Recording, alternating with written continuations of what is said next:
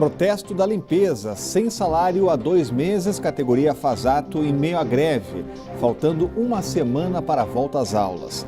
Mais ministérios na esplanada. Temer dá posse a novos ministros, entre eles Moreira Franco, que ganha foro privilegiado em meio à citação na Lava Jato. E por falar em Lava Jato, o relator Edson Fachin fala que está tranquilo. E novo ministro do Supremo na vaga de Teori pode ser indicado a qualquer momento. Os fatos da política, do DF e do entorno que você confere a partir de agora no Band Cidade, primeira edição.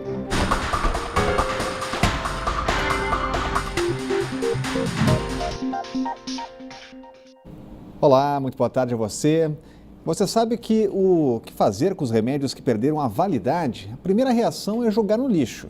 E tem quem escolha a privada para se livrar dos medicamentos velhos. Mas o risco de contaminação pede um pouco mais de cuidado. Olha só.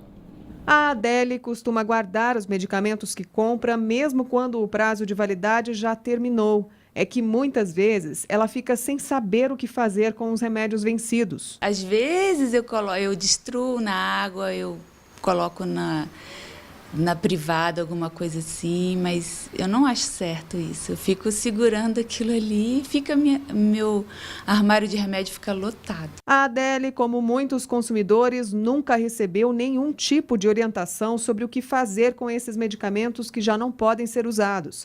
Guardar em casa também é perigoso, já que alguém da família pode consumir sem saber que os produtos estão velhos. Em alguns casos, o remédio vencido só perde o efeito, mas em outros, alguns ativos já em estado de decomposição podem ser tóxicos e fazer muito mal ao paciente.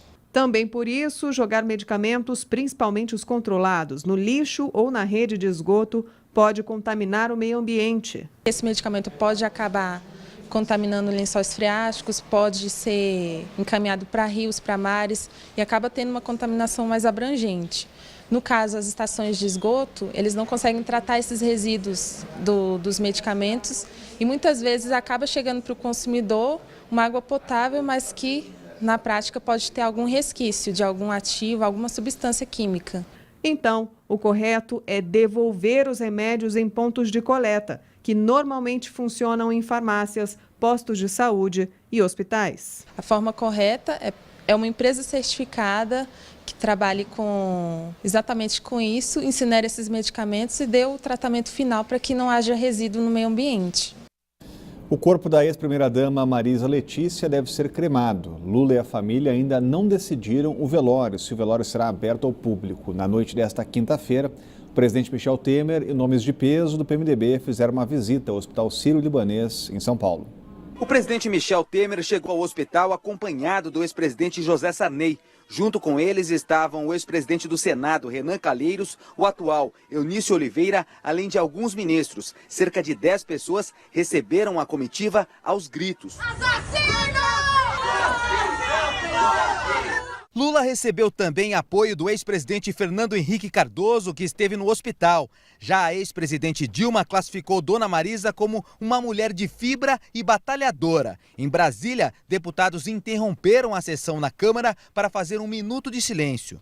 Amigos destacaram o companheirismo da ex-primeira-dama, que permaneceu casada com Lula por mais de 40 anos. Fazer em homenagem a Marisa, que sempre apoiou o presidente Lula em fazer com que o Brasil fosse uma nação cada vez melhor. Um boletim médico informou que um exame constatou que a paciente apresentava ausência de atividade cerebral.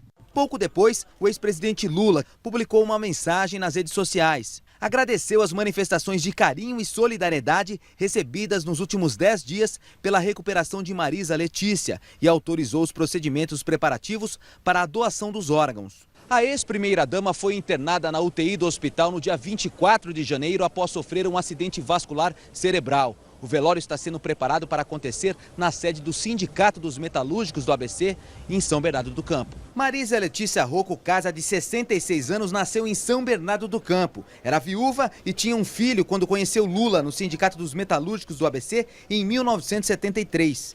7 meses depois, quando Dona Marisa completou 24 anos, eles se casaram. Juntos, tiveram 3 filhos. Militou ao lado do marido para que outras mulheres se juntassem ao movimento sindical. Teve presença constante nas campanhas de Lula, apesar de se manter afastada da política. Dona Marisa foi primeira-dama do Brasil durante 8 anos, entre 2003 e 2010. Em dezembro do ano passado, tinha virado ré junto com Lula numa ação da Lava Jato, que investiga a compra de um apartamento em frente à residência do casal em São Bernardo do Campo. A família ainda não decidiu se o velório será aberto para o público. O corpo de Dona Marisa deverá ser cremado. No momento de perda, de luto, Cláudio Humberto, as divergências políticas são colocadas de lado. Exatamente. Foi um gesto de civilidade e até de maturidade política e de coragem. O presidente Michel Temer ia a São Paulo, ia ao Hospital Sírio-Libanês apresentar condolências ao ex-presidente Luiz Inácio Lula da Silva. É uma pena que tenha ocorrido isso aí, né? A presença lá de militantes políticos que nem neste momento de dor abandonam o seu radicalismo, né? Pessoas que querem atribuir a quem não tem nenhuma responsabilidade culpa pelas maracutaias praticadas pelos seus próprios partidários. Essas pessoas que hoje picharam sedes da Polícia Federal de assassinos, da Justiça Federal também de assassinos, são os idiotas que deveriam se voltar contra aqueles seus ídolos, seus líderes, que roubaram muito este país e por essa razão são alvo de investigações. E de volta a Brasília, Michel Temer deu posse aos novos ministros nesta manhã. Logo depois da reeleição de Rodrigo Maia, o Planalto anunciou a criação de mais 2 ministérios e confirmou o tucano Antônio Embaçaí como novo secretário de governo, na vaga deixada por Gedel Vieira Lima. O ministro será responsável por negociar o apoio de parlamentares para a aprovação das reformas do governo. Temer também deu mais poderes ao ministro da Justiça, Alexandre de Moraes. O Ministério da Justiça agora se chama Ministério da Justiça e Segurança Pública, uma resposta às pressões para a criação de uma pasta para tratar da crise penitenciária. Quando assumiu em agosto, Temer reduziu de 31 para 26 o número de ministérios. Agora são 28. Foram recriados os Ministérios dos Direitos Humanos, a ser comandado pela juíza Luizlinda Valois, e a Secretaria-Geral da Presidência da República, que vai ficar com Moreira Franco. Citado em delações da Lava Jato, Moreira Franco agora ganha foro privilegiado. As mudanças acontecem na mesma semana que a presidente do Supremo, Carmen Lúcia, homologou as delações de 77 executivos da Odebrecht. Outro nome que aparece nas investigações é o do senador Romero Jucá, que apresentou nesta quinta-feira um projeto para derrubar o sigilo dos processos que envolvem políticos. Eu, por exemplo, fui citado. Eu quero saber em que é que eu fui citado e qual o contexto todo da citação e que tipo de prova existe. O presidente recriando ministérios e está sendo questionado também por dar foro privilegiado a uma pessoa citada nas delações. Pois é preciso lembrar que foi apenas citado, né, em alguma delação. É preciso saber se houve mesmo crime, se será responsabilizado, se responderá a inquérito, a investigação e se vai virar réu e a partir daí sim é que é preciso tomar alguma providência. O fato de ser citado não deixa ninguém negativado para nada, né? É por essa razão que o presidente Michel Temer decidiu promover essa